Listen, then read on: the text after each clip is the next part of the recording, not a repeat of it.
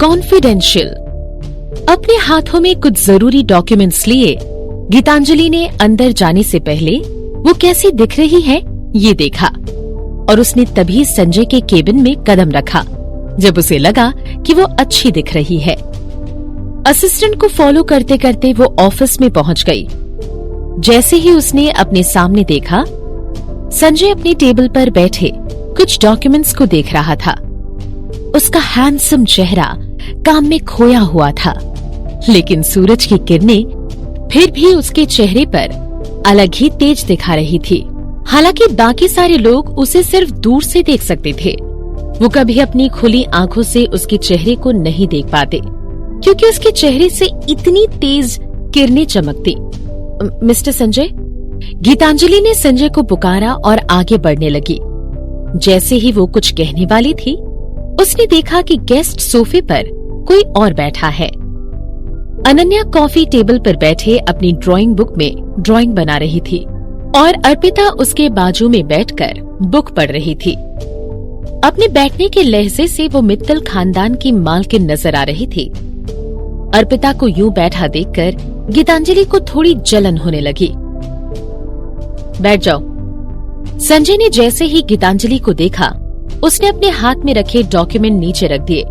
अपने सामने रखी चेयर पर वो उसे बैठने के लिए इशारा करने लगा।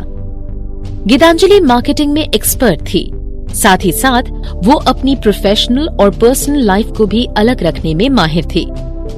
उसने जैसे ही संजय की आवाज सुनी, वो अपनी सोच से बाहर आ गई।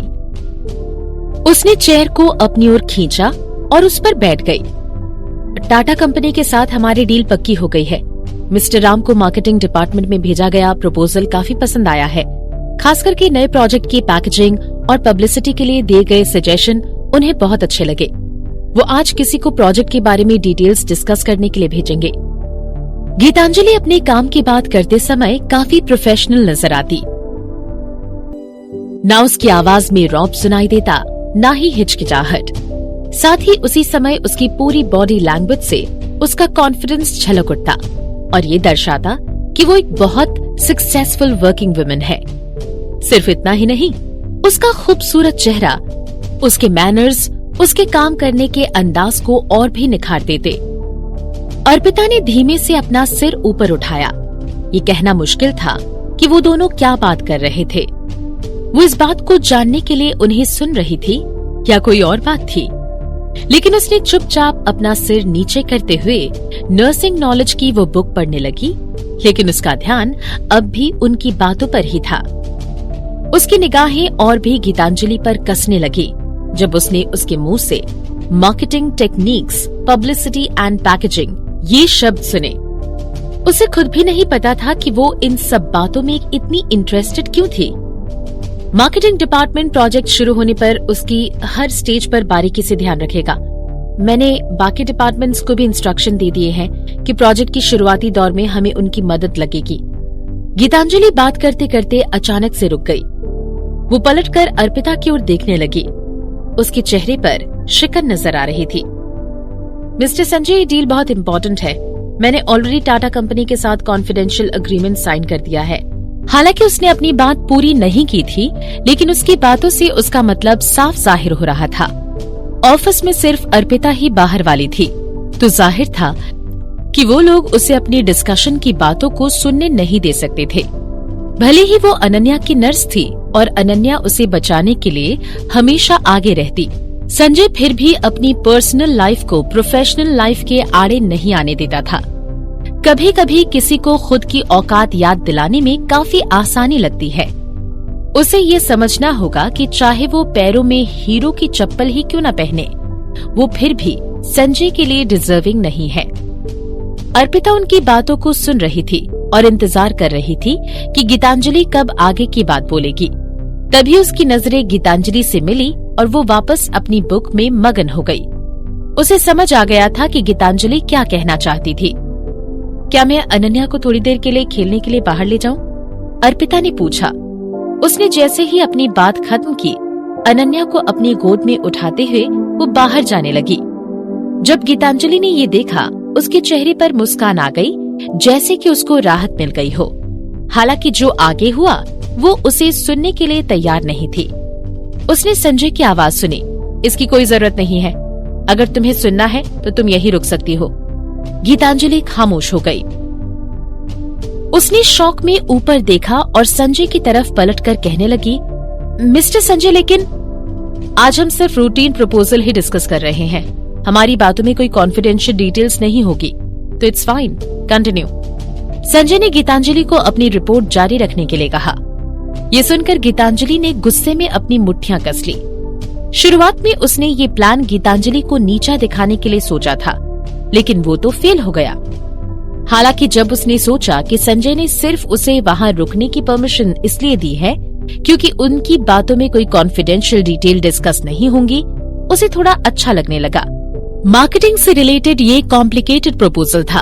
अगर अर्पिता उनकी बातों को सुन भी ले फिर भी उसे कुछ समझ नहीं आएगा। गीतांजलि ने अपनी नजरें संजय पर लाई और मुस्कुराते हुए अपनी रिपोर्ट बताने लगी। अर्पिता बाहर जाने ही वाली थी कि उसमें संजय की आवाज सुनी और वो रुक गई। वो उसकी तरफ चौंक कर देखने लगी जब उनकी नजरें मिली।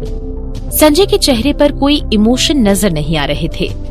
उसने सिर्फ एक बार अर्पिता की ओर देखा और वापस अपने काम पर नजर टिकाने से पहले जिस तरह से वो बात कर रहा था उससे साफ जाहिर हो रहा था कि उनका डिस्कशन इतना इम्पोर्टेंट नहीं है।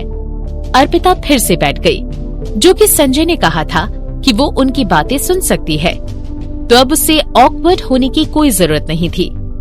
अर्पिता ने अपनी नर्सिंग की बुक को रख दिया और ध्यान से गीतांजलि की रिपोर्ट को सुनने लगी। रिपोर्ट के एंड में अर्पिता को समझ में आया कि क्यों संजय गीतांजलि की इतनी तारीफ करता है। गीतांजलि वाकई में बहुत प्रोफेशनल थी। हर छोटी से लेकर बड़ी डिटेल प्लान करने में वो अपना ध्यान देती थी। प्रपोजल के डिजाइन से लेकर हर छोटी चीज तक उसने तो कोई इमरजेंसी आने पर बैकअप प्लान भी बना कर रखे थे। उसकी रिपोर्ट को सुनकर कोई भी इंसान या कंपनी में इन्वेस्ट करने वाले इन्वेस्टर अपना कॉन्फिडेंस और भी पक्का कर लेते। मिस अर्पिता मार्केटिंग के कामों में काफी इंटरेस्टेड दिखाई दे रही हैं। मैं सोच रही हूँ मेरी प्रपोजल को लेकर आपके क्या ख्याल है? गीतांजलि ने डॉक्यूमेंट को बंद किया और अचानक पलटकर अर्पिता की ओर देखने लगी और उससे सवाल करने लगी। उसकी आवाज नॉर्मल थी, जिससे साफ पता चल रहा था कि वो सिर्फ एक नॉर्मल सवाल पूछ रही है, बिना किसी रूडनेस के। ये सुनकर संजय ने भी अपनी आईब्रो कसी और अर्पिता की ओर देखने लगा। उसे देखकर ऐसा लग रहा था मानो वो अर्पिता से एक्सपेक्ट कर रहा था कि वो कोई ऐसा जवाब दे जो उसे सरप्राइज कर दे। अर्पिता अपने ख्यालों में खोई हुई थी। सबका अटेंशन अपनी ओर देखकर वो थोड़ी हड़बड़ा उठी। जल्दी से उसने अपना सिर हिलाया और कहने लगी, मैं बस इंटरेस्टेड थी, इसलिए मैं सुन रही थी। अर्पिता की बातें सुनकर गीतांजलि हंस पड़ी। वो जानती थी एक मामूली सी नर्स को क्या मार्केटिंग प्रपोजल समझेगा। उसके लिए तो ये गर्व की बात होगी कि उसे इतनी इम्पोर्टेंट मीटिंग में शामिल किया गया। गीतांजलि के दिल का कालापन उसके चेहरे पर दिखाई नहीं दे रहा था। उल्टा उससे पूछने लगी, मैंने सुना आपने कंपनी के कई डिपार्टमेंट देखे, क्या आप मार्केटिंग डिपार्टमेंट भी देखना चाहेंगे? वो अर्पिता को नीचा दिखाने के लिए बेताब हो रही थी, लेकिन उसे ये सब अच्छा बनकर करना था, जो कि अर्पिता को मार्केटिंग डिपार्टमेंट के कामों में इंटरेस्ट था। गीतांजलि इस मौके का फायदा उठाकर उसे मार्केटिंग डिपार्टमेंट ले जा सकती थी, और जो पहले हुआ इससे उसकी ऑकवर्डनेस भी मिट जाती। जब गीतांजलि ने अपनी बात खत्म की, उसने पलटकर संजय की ओर देखा। उसे देखकर ऐसा लग रहा था कि गीतांजलि की बात से उसे कोई प्रॉब्लम नहीं है। इस बात से गीतांजलि को पता चल गया कि उसका डिसीजन सही है। अर्पिता खामोश थी। उसने जल्दी जवाब नहीं दिया और संजय की ओर देखने लगी।